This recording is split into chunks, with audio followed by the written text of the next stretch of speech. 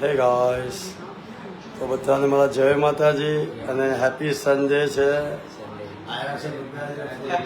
અને આજે અમારા ભાઈની હેપી બર્થડે છે. તો નિકુલભાઈ બરાબર ને, બધા મારા 20 કરો નિકુલભાઈ ડાભીની હેપી બર્થડે છે. અને આને શું કહેવાય, એક નાનો અહીંયા અને સર્કિટ હાઉસ કયું છે? સર્કિટ હાઉસ અમારા મેનેજર છે 1 અને 2, બરાબર ને, આ બધા. અને શું કહેવાય કે બીજા ખાસ એ છે કે પ્રાઉડ મુમેન્ટ એ છે કે મેં નુકુલ ગમે તે બર્થડે હોય, મારો નાનો ભાઈ છે, લોકો ભાઈ તારા બર્થડેમાં શું જોઈએ છે, તો એને જે વસ્તુ માંગી ને સમાજ માટે માંગી. હું અહીંયા ફોન પર નહીં કહી શકું, એનો તો પછી બધા તારી પાસે પડી જશે પણ એને આખા યંગસ્ટર માટે ગિફ્ટ માંગી, એના માટે કંઈ ના માંગ્યું. એટલે કેવી કંઈ જ નથી ખબર પડે ને. એને એ માંગ્યું છે કે ભાઈ હવે આપણા જે પણ જરૂરિયાતમંદની ફી છે એ લોકો ડિસાઈડ કરશે. આ વર્ષે બધાની ફી અમે ભરવાના છીએ. જય માતાજી, બરાબર ને, જય માતાજી. હવે કોઈ પણ છોકરો ફી વગર નહીં રહે.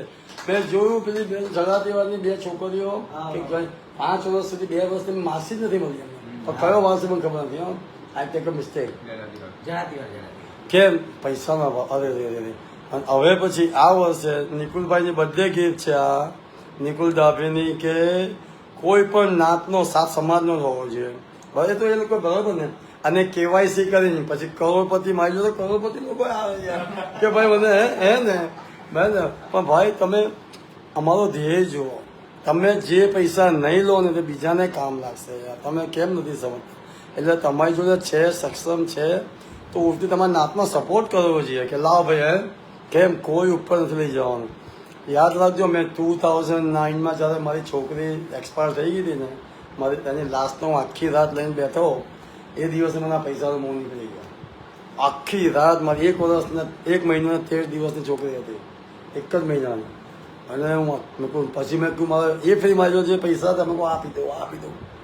કશું જ નહીં, એવું ને એવું પડી રહ્યું ત્યાં મારા હાથમાં રમતી હતી. એ દિવસથી મેં કહું કોઈ કામનું, આ શરીર કોઈ કામ નથી. બાકી હું અહીંયા જ આવેલો છું, હું એનો જ મેન્ટલ છું, હું તમને ખબર છે આપણે. અને એટલે તો મેં અમને જે 28 વર્ષ પહેલાં કે 25 વર્ષ પહેલાં કે હમણાં 28 વર્ષ 25 વર્ષ ભૂલી જાઓ, હમણાં જે ડાભી સમાજને કે ડાભી લોકોને કે જે રીતના નીચું આવ્યું છે અમને, જેટલા બધા પર્ટિક્યુલર સમાજ નહીં કે બરાબર ને, તો અમે લોકો બધાને માફ કરી દીધા. કેમ કે ભાઈ કંઈક કરવા માટે. કારણ કે બાપની સજા બેટા ના અપાય ને બાપા, બરાબર ને, કાકાની સભા ભાણિયા ના અપાય ને, એટલે મેન્ટાલિટી રાખી છે. પણ અમારા ભાઈનો શું કહેવાય કે કેટલું મોટું મેં એને કહ્યું તું એને ધારતો તો આજે ગમે તે માંગી શકતો હતો, બરાબર ને. એને બધાની ફી માંગી કે મારે ખરેખર કે તમે આમ કરો છો આમ કરો છો કે બધાની ફી ભરો.